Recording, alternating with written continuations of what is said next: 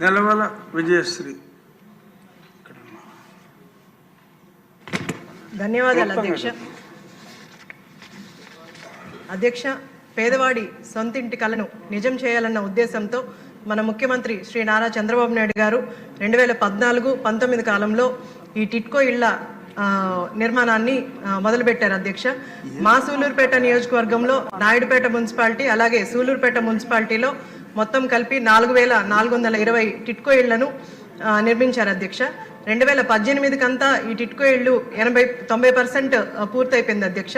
కానీ గత ప్రభుత్వం ఈ టిట్కో ఇళ్ళను 10% పూర్తి చేయకుండా లబ్ధిదారులకు అందజేయకుండా అలాగే వదిలేసిన విధానం మనం చూస్తూనే ఉన్నాం అధ్యక్ష. కానీ ఇప్పుడు మన కూటమి ప్రభుత్వం అధికారంలోకి వచ్చింది అధ్యక్ష. ఇప్పుడు ప్రతి పేదవాడికి మళ్ళీ ఆ టిట్కో ఇళ్ళ లబ్ధిదారులు ఎవరైతే ఉన్నారో వాళ్ళకి మళ్ళీ ఆశలు చిగురించి మన ఇల్లు మనకు వస్తుందన్న ఆశతో ఇప్పుడు ఎదురు చూస్తున్నారు అధ్యక్ష.